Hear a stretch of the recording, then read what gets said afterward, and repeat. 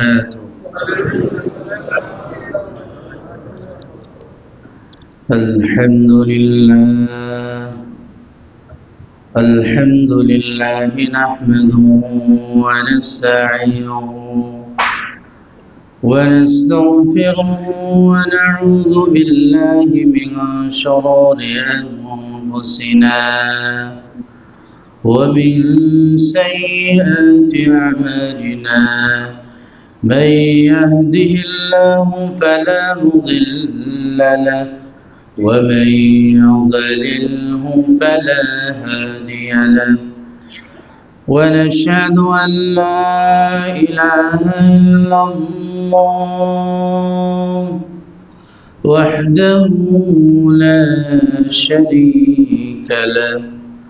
ونشهد أن سيدنا وسندنا وحبيبنا ومولانا محمدا عبده ورسوله الذي أرسله إلى كافة الناس بشيرا ونذيرا وداعيا إلى الله بإذنه وسراجا منيرا. أما بعد فقد قال الله سبحانه وتعالى في القرآن المجيد: أعوذ بالله من الشيطان الرجيم. بسم الله الرحمن الرحيم. يا أيها الذين آمنوا اتقوا الله وكونوا مع الصادقين. وقال رسول الله صلى الله عليه وسلم: ما من عبد يشهد أن لا إله إلا الله وأن محمدا عبده ورسوله إلا حرمه الله عليه النار. صدق الله مولانا العظيم وصدق رسوله النبي الكريم ونحن على ذلك من الشاهدين والشاكرين والحمد لله رب العالمين. সকলে দুরূদ শরীফ পড়ে اللهم صل على محمد وعلى آل محمد كما صليت على إبراهيم وعلى آل إبراهيم إنك حميد مجيد. اللهم بارك على محمد وعلى آل محمد كما باركت على إبراهيم وعلى آل إبراهيم إنك حميد مجيد. উপস্থিত সম্মানিত মুসল্লিয়ান কিরাম, মুআজ্জাজ ও মুহতারাম মুরব্বিয়ান ইজম, দিগার বিরাদারান ইসলাম, আলোচনা চলছিল সকল মানুষই ক্ষতিগ্রস্ত হবে যদি তারা ঈমান না আনে, যদি তারা আমলে সালেহ না করে, যদি তারা পরস্পরে ফরজ ওয়াজিব আদায়ের জোরালো ভূমিকা না রাখে একে অপরের জন্য, এবং অসৎ কাজ থেকে একে অপরকে বাঁচানোর জন্য সামাজিকভাবে যদি প্রচেষ্টা অব্যাহত না রাখে, তাহলে মুক্তির প্রথম ধাপ সেটা হলো ঈমান। যদি কোনো ব্যক্তি ঈমান না আনে, কোনো ব্যক্তির যদি ঈমান নসিব না হয়, তাহলে সে আখিরাতে চির ক্ষতির সম্মুখীন হবে। আর কারো যদি সামান্য পরিমাণ ঈমানও থাকে, এরপরে সে দুনিয়া থেকে বিদায় নেয়, তো আল্লাহ রাব্বুল আলামিন তার জন্য 10 দুনিয়া পরিমাণ একটা জান্নাত বরাদ্দ রেখেছেন। হাদিস শরীফে এভাবে এসেছে যে কোনো ব্যক্তি যদি জাররা পরিমাণ, হাদিসের শব্দ হলো জাররা, ইংরেজিতে আমরা বলি অ্যাটম, বাংলাতে বলে অণু, ক্ষুদ্র থেকে ক্ষুদ্র, জুজউন লা ইয়াতাজাজ্জা আরবিতে বলে। এই সামান্য ক্ষুদ্র পরিমাণ ঈমান নিয়ে যদি কেউ দুনিয়া থেকে বিদায় নেয়, তো রব্বে কারীম তার জন্য এই 10 দুনিয়া পরিমাণ একটা বিশাল জান্নাত রেখেছে। وسارعوا إلى مغفرة من ربكم وجنة كعرض السماوات والأرض। তোমরা আল্লাহর ক্ষমার দিকে এবং জান্নাতের দিকে, এমন জান্নাতের দিকে তোমরা দৌড়াও, প্রতিযোগিতা করো যে জান্নাতের প্রশস্ততা আসমান ও জমিনের মাঝামাঝি। পৃথিবীর সবচেয়ে কাছের নক্ষত্রের নাম হইল চাঁদ, তাও কত দূরে। এরপরে সূর্য, আরো যত আছে, যত নক্ষত্র, গ্রহ, গ্যালাক্সি, যত কিছু আছে, নেপচুন, সব কিছু কিন্তু আসমানের নিচে, প্রথম আসমানের নিচে। বিজ্ঞানীরা এখনো প্রথম আসমানের সন্ধানই পায়নি। আমরা কিভাবে জানছি?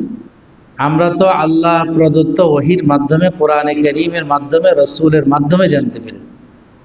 আল্লাহ তাআলা ঘোষণা দিয়েছেন যে আমি সাবআ সামাওয়াত, আমি সপ্ত আকাশ সৃষ্টি করেছি এবং প্রতিটি আকাশ আসমানকে আমি ধারাবাহিকভাবে একটা আরেকটার পরে স্তর ভিত্তিক আমি সৃষ্টি করেছি। সামাওয়াতিন তিবাকা, এই কারণে আমরা জানতে পেরেছি, না হলে আমাদের জানার কোনো মাধ্যম ছিল না। তো সবকিছুর বিবেচনায় আল্লাহ তাআলা বলতেছেন যে আসমান জমিনের মাঝামাঝি যেই দূরত্ব, আসমান জমিনের যে মাঝামাঝি যেই দূরত্ব বিশাল, এই বিশাল দূরত্ব সমপরিমাণ জান্নাতের প্রশস্ততা হবে। সুবহানাল্লাহ। অন্য হাদিসের মধ্যে আসছে, মা মিন আবদিন ইয়াশহাদু আল লা ইলাহা ইল্লাল্লাহ ওয়া আন্না মুহাম্মাদান আবদুহু ওয়া রাসূলুহু ইল্লা হারামাহুল্লাহু আলাইহিন নার। এটা মুসলিম শরীফের হাদিস, প্রথম খণ্ডের 116 নম্বর পৃষ্ঠায় হাদিসটি আছে। রাসূলুল্লাহ সাল্লাল্লাহু আলাইহি সাল্লাম বলেন, যে কেউ, মা মিন আবদিন, যে কেউ, যে কোনো বান্দা বান্দি যদি এই কথা স্বীকৃতি অন্তর থেকে দেয়, আল্লাহ ইলাহা ইল্লাল্লাহ, আল্লাহ ভিন্ন আর কেউ নেই, এবং মুহাম্মদুর রাসূলুল্লাহ সাল্লাল্লাহু আলাইহি সাল্লাম আল্লাহর বান্দা এবং রাসূল, তাহলে কি প্রতিদান আমি আল্লাহ তাকে দিব? ইল্লা হারামাহুল্লাহু আলাইহিন নার, বলতেছেন যে আল্লাহ তাআলা তার জন্য জাহান্নামকে হারাম করে দিবেন। জাহান্নাম হারাম করা মানে, নিষিদ্ধ হওয়া মানে জান্নাতে প্রবেশ করা। সহিহ ইবনে খুযাইমা এবং মাজমাউজ যাওয়ায়েদ ও মানবাউল ফাওয়ায়েদ, এই কিতাব 11 খণ্ডের একটা হাদিসের কিতাব, আল্লামা হাইসামি রাহমাতুল্লাহি আলাইহি লিখিত এই কিতাবের মধ্যে আছে, সকল নবীর একটা মিশন ছিল, যেটা সকল নবীর ছিল, সকলের ছিল, সেটা হলো ইয়া আইয়ুহান নাস কুলু লা ইলাহা ইল্লাল্লাহ তুফলিহুন, হে লোক সকল, তোমরা লা ইলাহা ইল্লাল্লাহ বলো, তাহলে কামিয়াব হয়ে যাবে। অন্য হাদিসে আসছে, মান ক্বালা লা ইলাহা ইল্লাল্লাহ দাখালাল জান্নাহ, যে লা ইলাহা ইল্লাল্লাহ বলবে সে কোথায় যাবে? জান্নাতে যাবে। বুখারীতে একটি হাদিস আসছে খুব চমৎকার, এক আবু হুরায়রা রাদিয়াল্লাহু তাআলা আনহু থেকে বর্ণিত। একদিন আবু হুরায়রা রাদিয়াল্লাহু তাআলা আনহু রাসূলুল্লাহ সাল্লাল্লাহু আলাইহি ওয়াসাল্লামকে মসজিদে নববীতে খুঁজে পাচ্ছিলেন না। তো উনি খুঁজতে খুঁজতে একটি বাগানে গেলেন। সাধারণত রাসূলুল্লাহ সাল্লাল্লাহু আলাইহি ওয়াসাল্লাম সেখানে, ওই বাগানের ভিতরে একটি কূপ ছিল, যে কূপের পানি মিষ্ট, সেখানে যে একটু আরাম গ্রহণ করতেন, শীতল বাতাস গ্রহণ করতেন। খুঁজতে খুঁজতে সেখানে গেছে। এই বাগানটা প্রাচীর ঘেরা ছিল, কিছু বাগান আছে খোলা, প্রাচীর নেই, আর কিছু আছে প্রাচীর দেওয়া, এটাকে আরবিতে বলে হাদিকা, আর একটার নাম হলো বুস্তান, দুইটার আরবি ভিন্ন। এই হাদিকার মধ্যে যে পাইলেন, পাওয়ার পরে রাসূল বললেন, তুমি যাই ঘোষণা দাও, মান ক্বালা লা ইলাহা ইল্লাল্লাহ দাখালাল জান্নাহ, যে ব্যক্তি লা ইলাহা ইল্লাল্লাহ স্বীকৃতি দিবে সে জান্নাতে প্রবেশ করবে। হযরত আবু হুরায়রা বলেন, হুজুর, এটা যে আপনার পক্ষ থেকে ঘোষণা, এটা উম্মত কিভাবে বিশ্বাস করবে? আমি তাদেরকে কিভাবে বিশ্বাস করাবো যে এটা রাসূল বলছে? কয় যে আমার জুতা নিয়ে যাও। এই জুতা সবাই চিনে যে এটা রাসূলের জুতা। কার জুতা এটা? রাসূল সাল্লাল্লাহু আলাইহি ওয়াসাল্লাম। জুতা নিয়ে যাও আর বলো যে এই রাসূল আমাকে পাঠাইছে, দেখো তার প্রমাণ, রাসূলের কাছ থেকে আমি আসছি, এই যে জুতা দেখো। এই জুতা দেখিয়ে বলবা, মান ক্বালা লা ইলাহা ইল্লাল্লাহ দাখালাল জান্নাহ, যে ব্যক্তি লা ইলাহা ইল্লাল্লাহ বলবে সে জান্নাতে প্রবেশ করবে। সুবহানাল্লাহ। এই কালিমায়ে তাইয়্যিবা আমাদের সকল মুসলমানদেরকে একত্রিত করে দিয়েছে।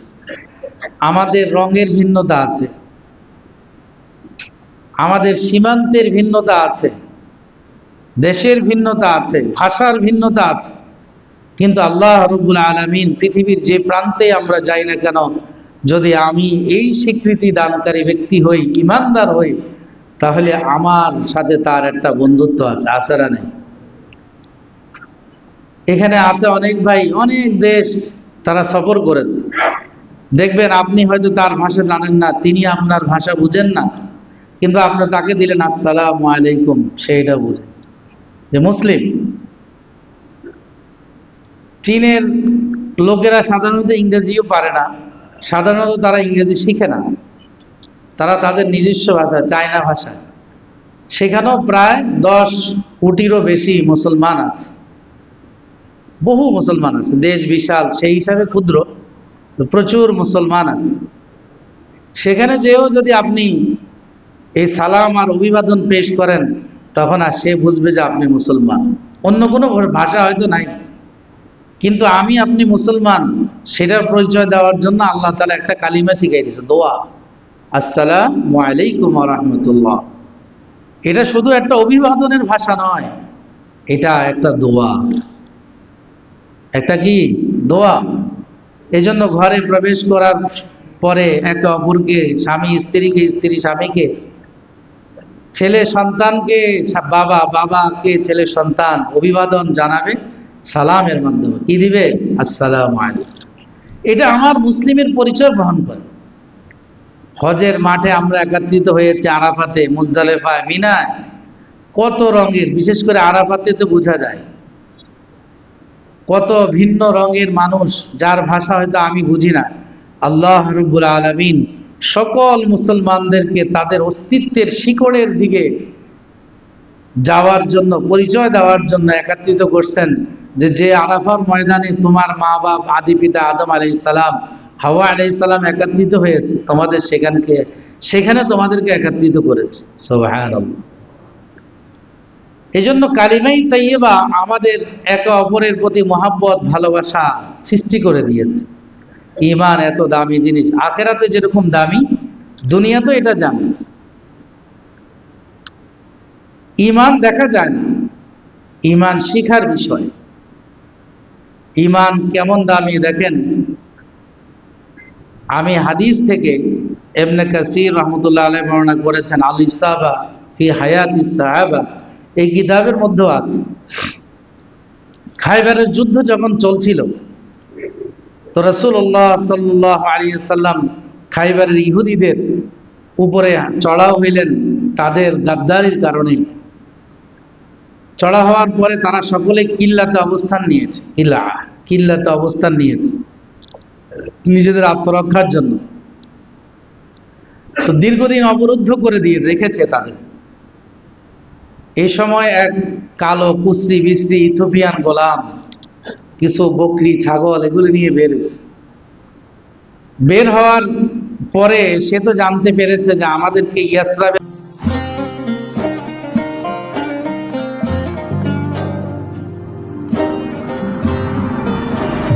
আলামান, সত্য ও ইসলামের বাণী পৌঁছে দিচ্ছে প্রতিদিন।